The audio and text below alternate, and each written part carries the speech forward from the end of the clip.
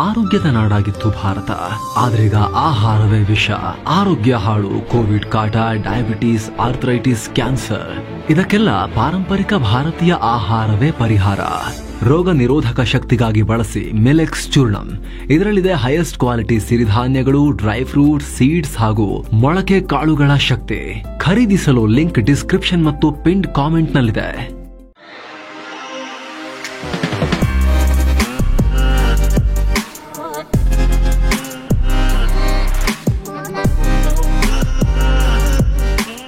Hi friends, ದಿನದ ಎಲ್ಲ ಪ್ರಮುಖ ಸುದ್ದಿಯನ್ನ ನಿಮಗೆ ತಲುಪಿಸುವ mastmaga.com ನ ಫುಲ್ ನ್ಯೂಸ್ಗೆ ಸ್ವಾಗತ. ನಾನು ಅಮರ್ ಪ್ರಸಾದ್. ಜುಲೈ 9 ಬುಧವಾರ ದೇಶಾದ್ಯಂತ ಭಾರತ್ ಬಂದ್ಗೆ ಕರೆ ಕೊಡಲಾಗಿದೆ. ದೇಶದ 10 ಪ್ರಮುಖ ಕಾರ್ಮಿಕ ಸಂಘಟನೆಗಳು ಬಂದ್ಗೆ ಕರೆ ಕೊಟ್ಟಿದ್ದಾರೆ. ಕೇಂದ್ರ ಸರ್ಕಾರ ಕಾರ್ಮಿಕ ವಿರೋಧಿ ನೀತಿಯನ್ನ ಅನುಸರಿಸ್ತಾ ಇದೆ ಅಂತ ಆರೋಪಿಸಿ ದೇಶವ್ಯಾಪಿ ಬೃಹತ್ ಪ್ರತಿಭಟನೆ ನಡೆಸ್ತೀವಿ ಅಂತ ಹೇಳಿದ್ದಾರೆ. ಬೇಸಿಕಲಿ ಕೇಂದ್ರ ಸರ್ಕಾರದ ಲೇಬರ್ ಕೋಡ್ ವಿರುದ್ಧ ಪ್ರೊಟೆಸ್ಟ್ ಮಾಡ್ತಿದ್ದಾರೆ. ಬರೋಬ್ಬರಿ 25 ಕೋಟಿಗೂ ಅಧಿಕ ಜನ ಪ್ರತಿಭಟನೆಯಲ್ಲಿ ಪಾಲ್ಗೊಳ್ಳಬಹುದನ್ನೋ ನಿರೀಕ್ಷೆಯನ್ನ ಕಾರ್ಮಿಕ ಸಂಘಟನೆಗಳು ಇಟ್ಕೊಂಡಿವೆ. ಇದರಲ್ಲಿ ಬ್ಯಾಂಕಿಂಗ್, ಇನ್ಶೂರೆನ್ಸ್, ಪೋಸ್ಟಲ್ ಸರ್ವಿಸಸ್ ಮತ್ತು ಕಲ್ಲಿದ್ದಲು, ಗಣಿಗಾರಿಕೆ ಸೇರಿ ಬಹುತೇಕ ಎಲ್ಲ ವರ್ಗದ ಕಾರ್ಮಿಕರು ಪ್ರತಿಭಟಿಸುತ್ತಾರೆ ಅಂತ ಹೇಳಿದ್ದಾರೆ. All India Trade Union Congress AITUC ನಾಯಕಿ ಅಮರ್ಜಿತ್ ಕೌರ್ ಹೇಳಿಕೆ ಕೊಟ್ಟಿದ್ದಾರೆ. ಈ ರೀತಿ ಈ ಭಾರತ್ ಬಂದ್ ನಲ್ಲಿ ಎಲ್ಲರೂ ಪಾಲ್ಗೊಳ್ಳಿ, ಯಶಸ್ವಿ ಮಾಡಿ ಅಂತ ಕೂಡ ಹೇಳಿದ್ದಾರೆ. ಈ ಬೃಹತ್ ಪ್ರತಿಭಟನೆಯನ್ನ ಇವತ್ತು ನಿನ್ನೆ ಪ್ಲಾನ್ ಮಾಡಿರೋದಲ್ಲ, ಹಲವು ತಿಂಗಳ ಹಿಂದೆನೆ ಪ್ಲಾನ್ ಮಾಡಿದ್ವಿ. ಇದರಲ್ಲಿ ಸರ್ಕಾರಿ, ಕೈಗಾರಿಕಾ ಕಾರ್ಮಿಕರಿಂದ ಹಿಡಿದು ಹಳ್ಳಿ ಮೂಲೆ ಮೂಲೆಗಳಿಂದ ರೈತರು, ಗ್ರಾಮೀಣ ಭಾಗದ ಕಾರ್ಮಿಕರು ಜಾಯಿನ್ ಆಗ್ತಾರೆ ಅಂತ ಇವರು ವಿಶ್ವಾಸ ವ್ಯಕ್ತಪಡಿಸಿದ್ದಾರೆ. All India Trade Union Congress, Indian National Trade Union Congress, Centre of Indian Trade Unions, Hind Mazdoor Sabha, All India United Trade Union Centre, Self-Employed Women's Association, All India Central Council of Trade Unions, Trade Union Coordination Center, labour progressive federation ಮತ್ತು United Trade Union Congress ಜಂಟಿಯಾಗಿ ಈ ಬಂದ್ಗೆ ಕರೆ ಕೊಟ್ಟಿದ್ದೀವಿ ಅಂತ ಹೇಳಿದ್ದಾರೆ. ಅಂದಹಾಗೆ ಈ ಸಂಘಟನೆಗಳು ಕಳೆದ ವಾರವಷ್ಟೇ ತಮ್ಮ 17 ಡಿಮಾಂಡ್ಗಳನ್ನ ಕೇಂದ್ರ ಕಾರ್ಮಿಕ ಸಚಿವ ಮನ್ಸುಖ್ ಮಾಂಡವಿಯಾ ಮುಂದೆ ಇಟ್ಟಿದ್ರು. ಅದರಲ್ಲಿ ಸಂಸತ್ನಲ್ಲಿ ಪಾಸ್ ಆಗಿರೋ 4 ಲೇಬರ್ ಕೋಡ್ ಅನ್ನ ವಾಪಸ್ ತಗೋಬೇಕು, ಸರ್ಕಾರಿ ಕಂಪನಿಗಳು ಮತ್ತು ಸಾರ್ವಜನಿಕ ಸೇವೆಗಳನ್ನ ಖಾಸಗೀಕರಣಗೊಳಿಸುವುದನ್ನು ನಿಲ್ಲಿಸಬೇಕು, ಎಲ್ಲ ಕಾರ್ಮಿಕರಿಗೆ ಮಾಸಿಕ ಮತ್ತು ಕನಿಷ್ಠ ವೇತನ ನಿಗದಿಪಡಿಸಬೇಕು, ಕಂಪನಿಗಳಲ್ಲಿ ಗುತ್ತಿಗೆ ಆಧಾರಿತ ನೇಮಕಾತಿಯನ್ನ ಬ್ಯಾನ್ ಮಾಡಿ ಕಾರ್ಮಿಕರಿಗೆ ಸೆಕ್ಯೂರ್ ಜಾಬ್ ಕೊಡಬೇಕು, ಆರೋಗ್ಯ, ಶಿಕ್ಷಣ ಮತ್ತು ಸಾರ್ವಜನಿಕ ಕಲ್ಯಾಣದ ಮೇಲೆ ಹೆಚ್ಚೆಚ್ಚು ಹೂಡಿಕೆ ಮಾಡೋದು, ದುಡ್ಡು ಖರ್ಚು ಮಾಡೋದ್ರ ಅಗತ್ಯ ಇದೆ ಅಂತ ಹೇಳಿ ಡಿಮಾಂಡ್ ಇಟ್ಟಿದ್ರು. ಅಲ್ಲದೆ ಸರ್ಕಾರಿ ಮತ್ತು ಸಾರ್ವಜನಿಕ ವಲಯದಲ್ಲಿ ಶಾಶ್ವತ ಉದ್ಯೋಗ ಸೃಷ್ಟಿಯ ಕೊರತೆ ಕಾಣಿಸ್ತಾ ಇದೆ. ಕಾರ್ಮಿಕರ ಕೆಲಸದ ಸಮಯವನ್ನು ಹೆಚ್ಚಿಸುವ ನೀತಿಗಳನ್ನು ತರಲಾಗಿದೆ. ಕಳೆದ 10 ವರ್ಷಗಳಿಂದ ಕೇಂದ್ರ ಸರ್ಕಾರ ವಾರ್ಷಿಕ ಕಾರ್ಮಿಕ ಸಮಾವೇಶವನ್ನು ಆಯೋಜಿಸಿಲ್ಲ. ಕಾರ್ಮಿಕ ವರ್ಗದ ಹಿತಕ್ಕೆ ವಿರುದ್ಧವಾಗಿ ತೀರ್ಮಾನಗಳನ್ನು ಸರ್ಕಾರ ತಗೊಳ್ತಾ ಇದೆ. ದೊಡ್ಡ ಕಂಪನಿಗಳ ಹಿತಾಸಕ್ತಿಗೆ ಮಾತ್ರ ಆದ್ಯತೆ ಕೊಡಲಾಗ್ತಾ ಇದೆ. ಇದು ಕಾರ್ಮಿಕರ ಕಡೆ ಸರ್ಕಾರದ ನಿರಾಸಕ್ತಿಯನ್ನು ತೋರಿಸ್ತಾ ಇದೆ ಅಂತ ಕಾರ್ಮಿಕ ಸಂಘಗಳು ಆರೋಪ ಮಾಡಿದ್ದು ಭಾರತ್ ಬಂದ್ ಮಾಡ್ತೀವಿ ಅಂತ ಹೊರಟಿದ್ದಾರೆ. ಈ ಬಂದ್ನಿಂದ ಯಾವ್ಯಾವ ಸೇವೆ ಇರುತ್ತೆ, ಇರೋದಿಲ್ಲ ಅನ್ನೋದನ್ನು ನಾವು ನೋಡೋದಾದ್ರೆ ಬ್ಯಾಂಕ್, ಇನ್ಶೂರೆನ್ಸ್ ಕಂಪನಿ, ಸರ್ಕಾರಿ ಸಾರಿಗೆಗಳ ಓಡಾಟ, ನಿರ್ಮಾಣ ಕಾರ್ಯಗಳು ಅಡಚಣೆಗೆ ಒಳಗಾಗಬಹುದು. ಮತ್ತೊಂದು ಕಡೆ ಸ್ಥಳೀಯ ಆಡಳಿತಗಳು ಆದೇಶ ಕೊಟ್ಟು ಶಾಲೆ ಕಾಲೇಜ್ ಇಲ್ಲ ಅಂತ ಹೇಳಲಿಲ್ಲ ಅಂತ ಹೇಳಿದ್ರೆ ಸದ್ಯದ ಮಟ್ಟಿಗೆ ಎಲ್ಲ ಶಾಲೆ ಕಾಲೇಜುಗಳು ಎಂದಿನಂತೆ ಓಪನ್ ಇರೋ ಸಾಧ್ಯತೆ ಇದೆ. ಅತ್ತ ಪ್ರೈವೇಟ್ ಆಫೀಸ್, IT ಕಂಪನಿಗಳು, ಆಸ್ಪತ್ರೆ, ಎಮರ್ಜೆನ್ಸಿ ಸರ್ವಿಸ್, ರೈಲ್ವೆ ಕಾರ್ಯಾಚರಣೆಗೆ ಅಡ್ಡಿಯಾಗೋದಿಲ್ಲ. ಎಸೆನ್ಷಿಯಲ್ ಸರ್ವಿಸಸ್ನಲ್ಲಿ ಅಡ್ಡಿ ಆಗೋದಿಲ್ಲ. ಆದರೆ ಅಲ್ಲಲ್ಲಿ ಸಣ್ಣ ಪುಟ್ಟ ವಿಳಂಬ ಆಗೋ ಸಾಧ್ಯತೆಗಳು ಇದ್ದೇ ಇರುತ್ತೆ. RCB ಸಂಭ್ರಮಾಚರಣೆ ವೇಳೆ ಬೆಂಗಳೂರು ಕಾಲ್ತುಳಿತ ಕುರಿತು ತನಿಖೆಗೆ ನೇಮಿಸಲಾಗಿದ್ದ CID ಬಹುತೇಕ ತನಿಖೆಯನ್ನು ಮುಗಿಸಿದೆ. ವಿರಾಟ್ ಕೊಹ್ಲಿಗಾಗಿ RCB ಮ್ಯಾನೇಜ್ಮೆಂಟ್ ತಗೊಂಡಿರುವ ಆತುರದ ನಿರ್ಧಾರ 11 ಜನರ ಸಾವಿಗೆ ಕಾರಣ ಅಂತ ವರದಿ ರೆಡಿ ಮಾಡಿಕೊಂಡಿದ್ದಾರೆ.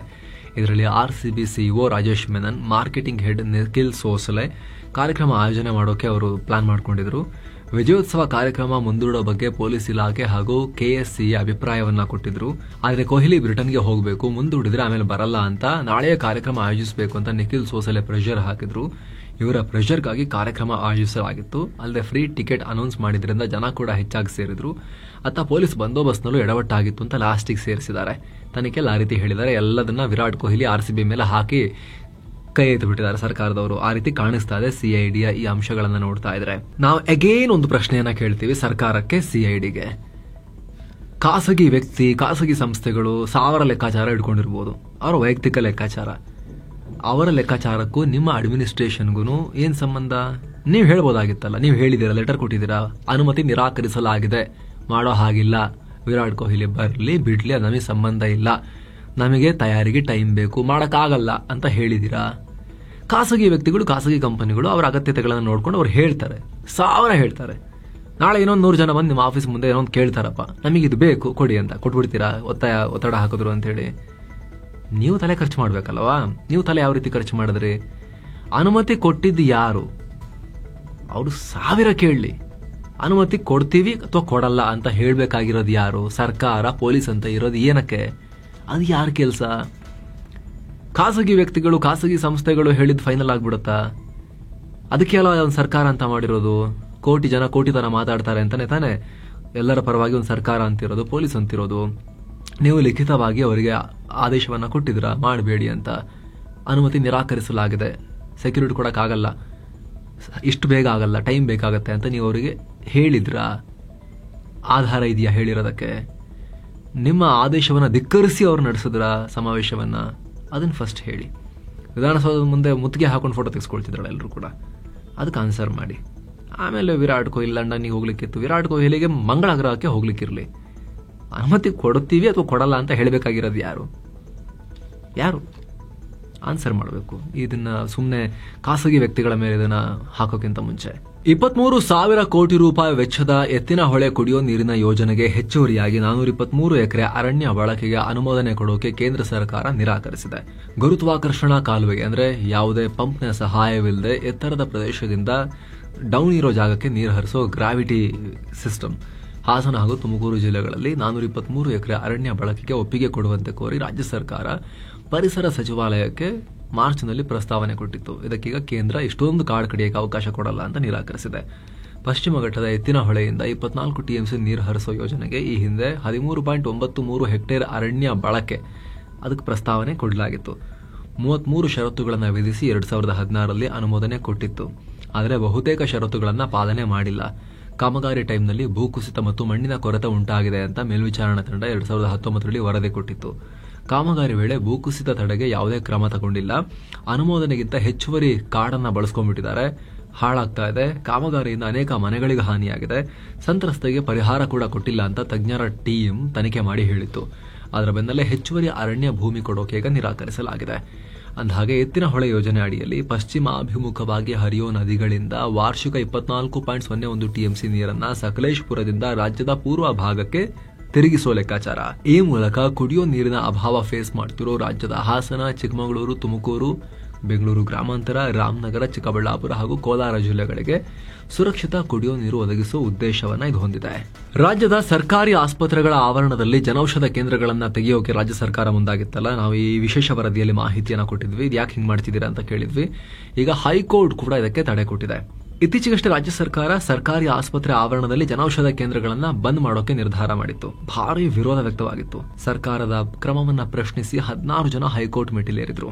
ಏನೋ ಕರ್ನಾಟಕದಲ್ಲಿ ಮಳೆ ಮುಂದುವರೆದಿದೆ. ಕಳೆದ 24 ಗಂಟೆಯಲ್ಲಿ ಹಾಸನ ಜಿಲ್ಲೆ ಸಕಲೇಶಪುರ ತಾಲೂಕಿನ ಹೋಗಡಹಳ್ಳ ಅನ್ನೋ ಕಡೆ ಅತಿ ಹೆಚ್ಚು ಅಂದ್ರೆ 129.5 ಮಿಲಿಮೀಟರ್ ಮಳೆಯಾಗಿದೆ. ಮುಂದಿನ 24 ಗಂಟೆ ಕರ್ನಾಟಕದ ಬೀದರ್, ಕಲಬುರಗಿ, ವಿಜಯಪುರ, ಬೆಳಗಾವಿ, ಧಾರವಾಡ, ಗದಗ, ಉತ್ತರ ಕನ್ನಡ, ಶಿವಮೊಗ್ಗ, ಉಡುಪಿ, ಚಿಕ್ಕಮಗಳೂರು, ಹಾಸನ, ದಕ್ಷಿಣ ಕನ್ನಡ, ಕೊಡಗು, ಮಂಡ್ಯ, ಮೈಸೂರು, ಕೋಲಾರ ಜಿಲ್ಲೆಗಳಲ್ಲಿ ಮಳೆಯಾಗೋ ಸಾಧ್ಯತೆ ಇದೆ.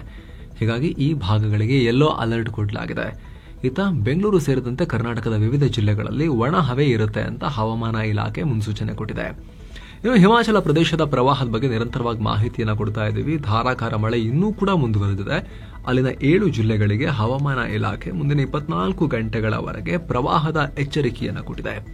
ಇನ್ನು ಧಾರಾಕಾರ ಮಳೆಯಿಂದಾಗಿ ಸಂಭವಿಸಿರೋ ಭೂಕುಸಿತ, ಮೇಘಸ್ಫೋಟ ಮತ್ತು ಹಠಾತ್ ಪ್ರವಾಹಗಳಿಂದ ಉಂಟಾದ ಸಾವಿನ ಸಂಖ್ಯೆ 80ಕ್ಕೆ ತಲುಪಿದೆ. ಈಗ ಬೆಳೆಗಳು, ರಸ್ತೆ, ಸೇತುವೆ ಮತ್ತು ಪವರ್ ಇನ್ಫ್ರಾಸ್ಟ್ರಕ್ಚರ್ಗೆ ಭಾರಿ ಡ್ಯಾಮೇಜಸ್ ಆಗಿದೆ. ಜನರಿಗೆ ನದಿ, ಇಳಿಜಾರು ಪ್ರದೇಶ ಮತ್ತು ನಿರ್ಮಾಣ ಹಂತದ ಕಟ್ಟಡಗಳ ಹತ್ರ ಇರಬೇಡಿ ಅಂತ ಅಧಿಕಾರಿಗಳು ಎಚ್ಚರಿಕೆ ಕೂಡ ಕೊಟ್ಟಿದ್ದಾರೆ. ಏನೋ ನೆರೆಯ ಮಹಾರಾಷ್ಟ್ರದಲ್ಲಿ ಭಾಷಾ ವಿವಾದ ಭುಗಿಲೆದಿದೆ.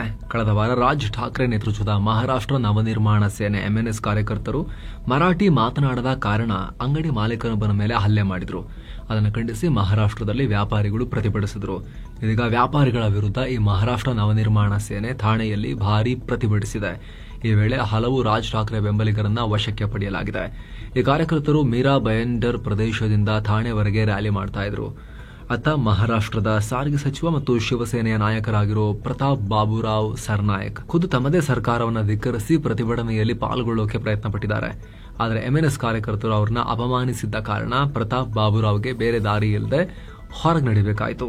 ಇನ್ನು ಈ ಪ್ರತಿಭಟನೆ ಕುರಿತು ಮಹಾರಾಷ್ಟ್ರ ಸಿಎಂ ದೇವೇಂದ್ರ ಫಡ್ನವೀಸ್ ಕೂಡ ರಿಯಾಕ್ಟ್ ಮಾಡಿದ್ದಾರೆ. ಪ್ರತಿಭಟನಾಕಾರರಿಗೆ ನಿರ್ದಿಷ್ಟವಾದ ಮಾರ್ಗದಲ್ಲಿ ಪ್ರತಿಭಟನೆ ಮಾಡುವಂತೆ ಸೂಚನೆ ಕೊಡಲಾಗಿತ್ತು, ಆದರೆ ಅದಕ್ಕೆ ಅವರು ಒಪ್ಪಲಿಲ್ಲ.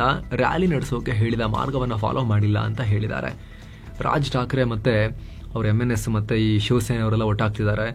ಅವರು ಈಗ ಮತ್ತೆ ಅಗೇನ್ ಆಯಿತು, ಸ್ವಲ್ಪ ಟೈಮ್ ಆರಂಭದಲ್ಲಿ ಭಾಷೆ ಆಯಿತು, ಭಾಷೆ ವಿಚಾರದಲ್ಲಿ ಪಾಲಿಟಿಕ್ಸ್ ಮಾಡಿ ಬಡದಾಟ ಮಾಡಿದ್ದಾಯಿತು.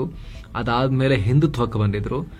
ಈಗ ಮತ್ತೆ ಬಿಜೆಪಿ ಇವ್ರಿಗಿಂತ ದೊಡ್ಡ ಹಿಂದುತ್ವವಾದಿ ಆದ್ಮೇಲೆ ಈ ವಿಚಾರದಲ್ಲಿ ಅವ್ರ ಹತ್ರ ಕಾಂಪೀಟ್ ಮಾಡೋಕ್ಕಾಗಲ್ಲ ಅಂತ ಒಂದು ಒಳ್ಳೆ ಸ್ಟ್ರಾಟಜಿ ಬೇಕಲ್ಲ, ಅದಕ್ಕೀಗ ವಾಪಸ್ ಭಾಷೆ ಗಲಾಟೆಗೆ ಹೋಗಿದ್ದಾರೆ ಈಗ ಠಾಕ್ರೆಗಳು. ಬಿಹಾರ ವಿಧಾನಸಭಾ ಚುನಾವಣೆ ಹತ್ತಿರದಲ್ಲಿರಬೇಕಾದ್ರೆ ಬಿಹಾರ ಮುಖ್ಯಮಂತ್ರಿ ನಿತೀಶ್ ಕುಮಾರ್ ದೊಡ್ಡ ಡಿಸಿಷನ್ ಅನೌನ್ಸ್ ಮಾಡಿದ್ದಾರೆ. ಮಹಿಳಾ ವೋಟ್ ಬ್ಯಾಂಕ್ ಮೈಂಡಲ್ಲಿ ಇಟ್ಕೊಂಡು ದೊಡ್ಡ ಘೋಷಣೆ ಮಾಡಿದ್ದಾರೆ. ರಾಜ್ಯ ಸರ್ಕಾರದ ಎಲ್ಲ ಉದ್ಯೋಗಗಳಲ್ಲಿ ಪ್ರತಿಯೊಂದು ಸಮುದಾಯದ ಮಹಿಳೆಯರಿಗೆ ಸುಮಾರು 35% ಮೀಸಲಾತಿಯನ್ನ ಘೋಷಿಸಿದ್ದಾರೆ. ರಾಜ್ಯ ಸರ್ಕಾರದ ಸೇವೆಗಳಲ್ಲಿನ ಎಲ್ಲ ಕ್ಯಾಟಗರಿಯಲ್ಲಿ ಬರೋ ಹುದ್ದೆಗಳ ನೇರ ನೇಮಕಾತಿಯಲ್ಲಿ ಈ ಮೀಸಲಾತಿ ಅನ್ವಯ ಆಗ್ತಾ ಇದೆ. ಕಾಂಗ್ರೆಸ್ ಅಧ್ಯಕ್ಷ ಮಲ್ಲಿಕಾರ್ಜುನ ಖರ್ಗೆ ಅವರು ಇದೀಗ ರಾಷ್ಟ್ರಪತಿ ದ್ರೌಪದಿ ಮುರ್ಮು ಮತ್ತು ಮಾಜಿ ರಾಷ್ಟ್ರಪತಿ ರಾಮನಾಥ್ ಕೋವಿಂದ್ ಅವರ ಹೆಸರನ್ನ ತಪ್ಪಾಗಿ ಹೇಳಿ ಪೇಚಿಗೆ ಸಿಕ್ಕಾಕೊಂಡಿದ್ದಾರೆ. ಛತ್ತೀಸ್ಗಢದ ರಾಯಪುರ್ನಲ್ಲಿ ಒಂದು ಪ್ರೋಗ್ರಾಂನಲ್ಲಿ ಮಾತನಾಡಿದ ಖರ್ಗೆ ಅವರು ದ್ರೌಪದಿ ಮುರ್ಮು ಅವ್ರನ್ನ ಮುರ್ಮಾಜಿ ಅಂತ ಕರೆದಿದ್ದಾರೆ ಬಾಯ್ತಪ್ಪಿ. ಆಮೇಲೆ ಸರಿಪಡಿಸಿ ಮುರ್ಮು ಅವರು ಅಂತ ಹೇಳಿದ್ದಾರೆ. ಅದಾದ್ಮೇಲೆ ಮಾಜಿ ರಾಷ್ಟ್ರಪತಿ ರಾಮನಾಥ್ ಕೋವಿಂದ್ ಅವರ ಹೆಸರು ಹೇಳೋ ಟೈಮ್ನಲ್ಲಿ ಮತ್ತೆ ಇವರು ನಾಲ್ಗೆ ಅಡಚಣೆ ಉಂಟಾಗಿ ಏನ್ ಹೇಳಿದ್ದಾರೆ ಗೊತ್ತಾ, ಕೋವಿಡ್ ಅಂತ ಕರೆದು ಬಿಟ್ಟಿದ್ದಾರೆ ರಾಮನಾಥ್ ಕೋವಿಂದ್ ಅವ್ರನ್ನ. ಉದ್ದೇಶಪೂರ್ವಕವಾಗಿ ಹೇಳಿರಲ್ಲ, ಯಾರು ಹಂಗೆ ಹೇಳ್ತಾರೆ ಉದ್ದೇಶಪೂರ್ವಕವಾಗಿ, ಬಾಯಿ ತಪ್ಪಿ ಹೇಳಿರ್ತಾರೆ ಅಥವಾ ಏನೋ ಹೇಳಿದ್ದಾರೆ, ಒಟ್ನಲ್ಲಿ ಆ ರೀತಿ ಮಿಸ್ ಆಗಿ ಹೇಳಿದ್ದಾರೆ. ಅದಕ್ಕೆ ಬಿಜೆಪಿ ಟೀಕಾ ಪ್ರಹಾರ ಮಾಡಿದೆ. ಇವರು ಮಹಿಳಾ ವಿರೋಧಿ, ಇವರು ದಲಿತ ವಿರೋಧಿ, ಇವರು ಬುಡಕಟ್ಟು ವಿರೋಧಿ ಅಂತ ಏನೆಲ್ಲ ಸೂಟ್ ಆಗುತ್ತೆ ಎಲ್ಲ ತಗೊಂಡ್ಬಂದು ಬಿಜೆಪಿ ಅದಕ್ಕೆ ಕಾಮೆಂಟ್ರಿ ಕೊಟ್ಟಿದೆ. ಪ್ರತಿಯೊಬ್ಬರ ಮನೆಯಲ್ಲೂ ಔಷಧಿಗಳ ಡಬ್ಬಿನೇ ಇರುತ್ತೆ. ಅದರಲ್ಲಿ ತರತರದ ಮಾತ್ರೆಗಳನ್ನ ಇಟ್ಟಿರ್ತಾರೆ. ಅದರಲ್ಲಿ ಯಾವ್ದನ್ನ ಇಟ್ಕೋಬೇಕು ಯಾವ್ದನ್ನ ಇಟ್ಕೋಬಾರ್ದು ಅನ್ನೋ ಅರಿವಿರೋದಿಲ್ಲ. ಆಮೇಲೆ ಇದು ಅವತ್ತು ಡಾಕ್ಟ್ರು ಇದು ಇಲ್ಲಿ ಪೇನ್ ಬಂದಾಗ ಇದಕ್ಕೆ ಕೊಟ್ಟಿದ್ರು, ಇಲ್ಲೇನೋ ಆದಾಗ ಇದಕ್ಕೆ ಕೊಟ್ಟಿದ್ರು ಅಂತೆಲ್ಲ ಇವರೇ ಊಹೆ ಮಾಡಿ ಯಾವ್ಯಾವ್ದೋ ತಗೊಂಡು ಏನೇನೋ ಅನಾಹುತ ಮಾಡ್ಕೊಳ್ತಾರೆ. ಅವರೇ ಸೆಲ್ಫ್ ಮೆಡಿಕೇಶನ್ ಮಾಡ್ಕೊಳಕ್ ಹೋಗಿ ಹಳೆ ಮಾತ್ರೆಗಳ ತಿಂದು. ಇದೀಗ ಕೇಂದ್ರ ಸರ್ಕಾರ ಸುಮಾರು 17 ಔಷಧಿಗಳನ್ನ ಲಿಸ್ಟ್ ಮಾಡಿ ಈಗಿಂದೀಗಲೇ ಇವುಗಳು ನಿಮ್ಮ ಮನೇಲಿದ್ರೆ ಟಾಯ್ಲೆಟ್ ಅಲ್ಲಿ ಹಾಕಿ ಫ್ಲಶ್ ಮಾಡಿ ಅವುಗಳನ್ನ ಅಂತ ಹೊಸ ಗೈಡ್ಲೈನ್ಸ್ ಹೊರಡಿಸಿದ್ದಾರೆ. ಈ 17 ಔಷಧಗಳನ್ನ ಮನೇಲಿ ಇಟ್ಕೊಳ್ಳೋದು ತುಂಬಾನೇ ಡೇಂಜರಸ್, ಅಪ್ಪಿತಪ್ಪಿ ಸೇವಿಸಿದ್ರೆ ಜೀವಕ್ಕೆ ಕುತ್ತು ಬರುತ್ತೆ ಅಂತ ಸೆಂಟ್ರಲ್ ಡ್ರಗ್ ಸ್ಟ್ಯಾಂಡರ್ಡ್ ಆರ್ಗನೈಸೇಷನ್ ಹೇಳಿದೆ. ಈ ಔಷಧಿಗಳು ಯಾವುದು ಅನ್ನೋದು ಸದ್ಯ ನಿಮಗೆ ಸ್ಕ್ರೀನ್ ಮೇಲೆ ಕಾಣಿಸ್ತಾ ಇದೆ. ಇವುಗಳಿದ್ರೆ ಟಾಯ್ಲೆಟ್ಗೆ ಹಾಕಿ ನಾಶ ಮಾಡಿ, ಕವರ್ ಸಮೇತ ಹಾಕಿ ಫ್ಲಶ್ ಮಾಡಿ ಒದ್ದಾಡಬೇಡಿ. ಆಮೇಲೆ ತೆಗೆದುಬಿಟ್ಟು ಮಾತ್ರೆಗಳನ್ನ ಮಾತ್ರ ಹಾಕಿ ಫ್ಲಶ್ ಮಾಡಿ ಅದರ ಸಿಪ್ಪೆಯನ್ನು ತಗೊಂಡೋಗಿ ಡಸ್ಟ್ ಬಿನ್ ನಲ್ಲಿ ಹಾಕಿ. ಇತ್ತೀಚೆಗಷ್ಟೇ ಅಂತಾರಾಷ್ಟ್ರೀಯ ಸುದ್ದಿ ಮಾಧ್ಯಮ ರಾಯ್ಟರ್ಸ್ ನ ಎಕ್ಸ್ ಅಕೌಂಟ್ ನ ಭಾರತದಲ್ಲಿ ಬ್ಲಾಕ್ ಮಾಡಿದ್ದು ಸುದ್ದಿಯಾಗಿತ್ತು. ಇದಕ್ಕೀಗ ಟೆಕ್ ದಿಗ್ಗಜ ಇಲಾನ್ ಮಸ್ಕ್ ಒಡೆತನದ ಎಕ್ಸ್ ಪ್ಲಾಟ್ಫಾರ್ಮ್ ರಿಯಾಕ್ಟ್ ಮಾಡಿದೆ. ಜುಲೈ 3ನೇ ತಾರೀಕು ಭಾರತ ಸರ್ಕಾರವೇ ರಾಯ್ಟರ್ಸ್ ಖಾತೆ ಸೇರಿ ಸುಮಾರು 2355 ಅಕೌಂಟ್ಗಳನ್ನ ಬ್ಲಾಕ್ ಮಾಡೋಕೆ ಆದೇಶ ಕೊಟ್ಟಿತ್ತು. ಐಟಿ ಕಾಯ್ದೆಯ ಸೆಕ್ಷನ್ 69A ಅಡಿಯಲ್ಲಿ ಈ ಆದೇಶ ಕೊಡಲಾಗಿತ್ತು ಅಂತ ಎಕ್ಸ್ ತಿಳಿಸಿದೆ. ಅಲ್ಲದೆ ಐಟಿ ಸಚಿವಾಲಯ ಯಾವುದೇ ಕಾರಣ ಹೇಳದೆ 1 ಗಂಟೆಯೊಳಗೆ ಇಷ್ಟು ಅಕೌಂಟ್ಗಳನ್ನ ಮುಂದಿನ ಆದೇಶ ಬರೋವರೆಗೂ ಬ್ಲಾಕ್ ಮಾಡುವಂತೆ ಹೇಳಿತ್ತು. ಆಮೇಲೆ ಸಾರ್ವಜನಿಕ ಒತ್ತಡದ ನಂತರ ರಾಯ್ಟರ್ಸ್ ಮತ್ತು ರಾಯ್ಟರ್ಸ್ ವರ್ಲ್ಡ್ ಎಕ್ಸ್ ಅಕೌಂಟ್ಗಳ ಮೇಲಿನ ಬ್ಯಾನ್ ಅನ್ನ ತೆಗೆಯುವಂತೆ ಐಟಿ ಸಚಿವಾಲಯವೇ ಹೇಳಿತ್ತು ಅಂತ ಮಸ್ಕ್ರ ಎಕ್ಸ್ ಕ್ಲಾರಿಫಿಕೇಶನ್ ಕೊಟ್ಟಿದೆ. ಅಂದ ಹಾಗೆ ರಾಯ್ಟರ್ಸ್ ನ ಎಕ್ಸ್ ಅಕೌಂಟ್ ಬ್ಲಾಕ್ ಆದ್ಮೇಲೆ ಕೇಂದ್ರ ಐಟಿ ಇಲಾಖೆ ನಾವಿದು ಹೇಳಿರ್ಲಿಲ್ವಲ್ಲ, ಇವ್ರದೇ ನಾವು ಸೇರಿಸಿರ್ಲಿಲ್ಲ ಅಂತ ಹೇಳಿತ್ತು. ಅಲ್ಲೇ ಸಮಸ್ಯೆಯನ್ನು ಬಗೆಹರಿಸೋಕೆ ಎಕ್ಸ್ ಪ್ಲಾಟ್ಫಾರ್ಮ್ನೊಂದಿಗೆ ನಿರಂತರವಾಗಿ ಕೆಲಸ ಮಾಡ್ತಿದ್ದೀವಿ ಅಂತ ಹೇಳಿ ಕ್ಲಾರಿಟಿ ಕೊಟ್ಟಿತ್ತು. ಆದ್ರೆ ಈಗ ಎಕ್ಸ್ ಪ್ಲಾಟ್ಫಾರ್ಮ್ ಭಾರತ ಸರ್ಕಾರ ಲಿಸ್ಟ್ ಕೊಟ್ಟಿದ್ದಕ್ಕೆ ನಾವು ಮಾಡಿತ್ತು ಅಂತ ಹೇಳಿದೆ. ಈಗಿರುವಂತಹ ಪ್ರಶ್ನೆ, ಸರ್ಕಾರ ಹಾಗಾದ್ರೆ ಕರೆಕ್ಟ್ ಆಗಿ ಲಿಸ್ಟ್ ನೋಡಿದೆ, ಯಾರೋ ಪೋಖ್ರಿಗಳು ಕೊಟ್ಟಿರೋ ಲಿಸ್ಟ್ ಅನ್ನ ಕಳಿಸ್ಬಿಡುತ್ತಾ, ಹಾಗಾದ್ರೆ ಇದಿಷ್ಟು ಬ್ಲಾಕ್ ಮಾಡಿ ಅಂತ, ಯಾವ ಅಕೌಂಟ್ ಇದೆ ಇದರಲ್ಲಿ, ಯಾವ್ದು ನಿಜವಾಗ್ಲೂ ಮಾಡಬೇಕು ಯಾವ್ದು ಮಾಡಬಾರ್ದು ಅಂತ ಕರೆಕ್ಟಾಗಿ ಒಂದ್ಸಲ ವೆರಿಫೈ ಮಾಡಲ್ವಾ ಯಾರು, ಆ ಪ್ರಶ್ನೆ ಮೂಡುತ್ತೆ ಇಲ್ಲಿ. ಇನ್ನು ಬಹುನಿರೀಕ್ಷಿತ ಭಾರತ ಅಮೆರಿಕ ನಡುವಿನ ವ್ಯಾಪಾರ ಒಪ್ಪಂದಕ್ಕೆ ಕುತೂಹಲ ಹೆಚ್ಚಾಗ್ತಿದೆ. ಇದೇನು ಕೆಲವೇ ಗಂಟೆಗಳಲ್ಲಿ ಒಪ್ಪಂದ ಫೈನಲ್ ಆಗಿ ಅದರ ಘೋಷಣೆ ಕೂಡ ಆಗಬಹುದು, ಒಂದು ಹಂತದ ಅಗ್ರಿಮೆಂಟ್ ಆಗ ಹೋಗುತ್ತೆ ಅಂತ ಹೇಳಿ ಈಗ ರಿಪೋರ್ಟ್ಸ್ ಬರೋಕ್ ಶುರುವಾಗಿವೆ. ಟ್ರಂಪ್ ಕೂಡ ವೆರಿ ಸೂನ್ ಇನ್ನೇನಾಯ್ತು ಆಗೇ ಹೋಯ್ತು ಅನ್ನೋ ರೀತಿಯಲ್ಲಿ ಹೇಳಿಕೆಯನ್ನ ಕೊಡ್ತಿದ್ದಾರೆ. ನೋಡ್ಬೇಕು, ಭಾರತ ಇದುವರೆಗೆ ಏನೂ ತುಟಿಪಿಟಿಕಂತ ಇಲ್ಲ. ನೋಡ್ಬೇಕು ಏನ್ ಘೋಷಣೆ ಹೊರಬೀಳುತ್ತೆ, ಏನ್ ಟ್ಯಾರಿಫ್ ಸ್ಲ್ಯಾಬ್ಸ್ ಇರುತ್ತೆ, ಎಲ್ಲ 1 ನಂಬರ್ ಇರುತ್ತಾ ಅಥವಾ ಬೇರೆ ಬೇರೆ ಸೆಕ್ಟರ್ಗೆ ಬೇರೆ ಬೇರೆ ವಸ್ತುಗಳಿಗೆ ಬೇರೆ ಬೇರೆ ತರ ಡೀಲ್ ಅನ್ನ ಭಾರತೀಯರು ಮಾಡ್ಕೊಳ್ತಾರ ಅಮೆರಿಕದೊಟ್ಟಿಗೆ, ಬಹಳ ಕುತೂಹಲ ಇದೆ. ಏನೋ ಭಾರತದ ಷೇರುಪೇಟೆ ಗ್ರೀನ್ ನಲ್ಲಿ ಎಂಡ್ ಆಗಿದೆ. ದಿನದ ವಹಿವಾಟಿನ ಅಂತ್ಯಕ್ಕೆ ಸೆನ್ಸೆಕ್ಸ್ 270 ಪಾಯಿಂಟ್ಸ್ ಜಾಸ್ತಿಯಾಗಿ 83,712ಕ್ಕೆ ರೀಚ್ ಆಗಿದೆ. ಫ್ಲಾಟ್ ಇತ್ತು, ಆಮೇಲೆ ಕಡೆಗಳಿಗೆ ಸ್ವಲ್ಪ ಜಂಪ್ ಆಯಿತು. ನಿಫ್ಟಿ 61 ಪಾಯಿಂಟ್ಸ್ ಇದ್ದು 25,522ಕ್ಕೆ ತಲುಪಿದೆ. ಫಿನಾನ್ಷಿಯಲ್ ಮತ್ತು ಬ್ಯಾಂಕಿಂಗ್ ಸೆಕ್ಟರ್ನ ಉತ್ತಮ ಪ್ರದರ್ಶನದಿಂದ ಷೇರುಪೇಟೆಗೆ ಬಲ ಸಿಕ್ತು. ಅಮೆರಿಕ ಅಧ್ಯಕ್ಷ ಡೊನಾಲ್ಡ್ ಟ್ರಂಪ್ ಹೊಸದಾಗಿ ಕೆಲ ರಾಷ್ಟ್ರಗಳಿಗೆ ಟ್ಯಾರಿಫ್ ಘೋಷಣೆ ಮಾಡಿದ್ದಾರೆ. ಆದ್ರೆ ಭಾರತದ ಹೆಸರು ಈ ಪಟ್ಟಿಯಲ್ಲಿರಲಿಲ್ಲ. ಬೇಗ ಭಾರತದೊಂದಿಗೆ ಡೀಲ್ ಆಗುತ್ತೆ ಅಂತ ಹೇಳಿ ಟ್ರಂಪ್ ಹೇಳಿದ್ರು. ಜೊತೆಗೆ ಈ ಹೊಸ ಪಟ್ಟಿಯಲ್ಲಿ ಬಾಂಗ್ಲಾದೇಶ, ವಿಯೆಟ್ನಾಂ ಅದೆಲ್ಲ ನೋಡಿದಾಗ ಭಾರತಕ್ಕೆ ಅಡ್ವಾಂಟೇಜ್ ಆಗಬಹುದು ಒಂಚೂರನ್ನೋ ಹೋಪ್ ಕೂಡ ಹೂಡಿಕೆದಾರರಿಗಿದೆ. ಜೊತೆಗೆ ಇಂಡಿಯಾ ಅಮೆರಿಕ ಟ್ರೇಡ್ ಡೀಲ್ ಮೇಲೆ ಫೋಕಸ್ ಮಾಡ್ತಾ ಇದ್ದಾರೆ. ಹೂಡಿಕೆದಾರರು ಸ್ವಲ್ಪ ಕಾಯ್ತಾ ಇದ್ದಾರೆ. ಹಾಗಾಗಿ ಬಹಳ ದೊಡ್ಡ ಬೂಮ್ ಏನ್ ಕಂಡು ಬಂದಿಲ್ಲ. ಓವರ್ ಆಲ್ ನೋಡಿದಾಗ Kotak Mahindra bank, Asian paints, NTPC, state bank of India ಮತ್ತು HDFC ಬ್ಯಾಂಕ್ ಷೇರುಗಳು ಗ್ರೀನ್ ನಲ್ಲಿ ಎಂಡ್ ಆದವು. ಹಾಗೆ tighten company, Axis bank, Maruti Suzuki, Hindustan Unilever ಮತ್ತು ಇಂಡಸ್ಇಂಡ್ ಬ್ಯಾಂಕ್ ಷೇರುಗಳು ರೆಡ್ ನಲ್ಲಿ ಎಂಡ್ ಆದವು. ಡಾಲರ್ ಮುಂದೆ ರೂಪಾಯಿ ಮೌಲ್ಯ 26 ಪೈಸೆ ಏರಿಕೆಯಾಯಿತು. 85 ರೂಪಾಯಿ 68 ಪೈಸೆಗೆ ತಲುಪಿತು. ಏನೋ ಚಿನ್ನ ಮತ್ತು ಬೆಳ್ಳಿ ಬೆಲೆ ವಿಚಾರಕ್ಕೆ ಬಂದರೆ 24 ಕ್ಯಾರೆಟ್ನ 10 ಗ್ರಾಂ ಚಿನ್ನದ ಬೆಲೆಯಲ್ಲಿ 379 ರೂಪಾಯಿ ರೈಸ್ ಆಗಿ 96,972 ರೂಪಾಯಿ ಆಗಿದೆ. 22 ಕ್ಯಾರೆಟ್ನ 10 ಗ್ರಾಂ ಚಿನ್ನದ ಬೆಲೆಯಲ್ಲಿ 390 ರೂಪಾಯಿ ಹೆಚ್ಚಾಗಿ 88,870 ರೂಪಾಯಿ ಆಗಿದೆ. 1 ಕೆಜಿ ಬೆಳ್ಳಿ ಬೆಲೆಯಲ್ಲಿ 969 ರೂಪಾಯಿ ಹೆಚ್ಚಾಗಿ 1,07,500 ರೂಪಾಯಿ ಆಗಿದೆ. ಸೊ ಫ್ರೆಂಡ್ಸ್, ಇದಾಗಿತ್ತು ಇವತ್ತಿನ ಫುಲ್ ನ್ಯೂಸ್. ನಾವು ಕೊಯ್ದಿಲ್ಲ, ಎಳೆದಿಲ್ಲ, ಕಿರ್ಚಾಡೂ ಇಲ್ಲ, ಬರೀ ಸುದ್ದಿ ರೀತಿಯಲ್ಲಿ ನಮಗೆ ತಲುಪಿಸುವ ಪ್ರಯತ್ನವನ್ನ ಮಾಡಿದ್ದೇವೆ. ನಮ್ಮ ಈ ಪ್ರಯತ್ನ ನಿಮಗೆ ಇಷ್ಟ ಆಗ್ತಾ ಇದ್ರೆ ಮಸ್ತ್ ಮಗ ಚಾನಲ್ಗೆ ಸಬ್ಸ್ಕ್ರೈಬ್ ಮಾಡಿ, ಪಕ್ಕದ ಬೆಲ್ ಐಕಾನ್ ಮೇಲೆ ಕ್ಲಿಕ್ ಮಾಡೋದನ್ನ ಯಾವುದೇ ಕಾರಣಕ್ಕೂ ಮರಿಬೇಡಿ ಅಂತ ನಿಮ್ಮಲ್ಲಿ ನಮ್ಮ ಮನವಿ. ಥ್ಯಾಂಕ್ ಯು ಸೋ ಮಚ್ ಸ್ನೇಹಿತರೆ. ಮತ್ತೆ ಭೇಟಿ ಆಗ್ತಿರೋಣ. ನಮಸ್ತೆ.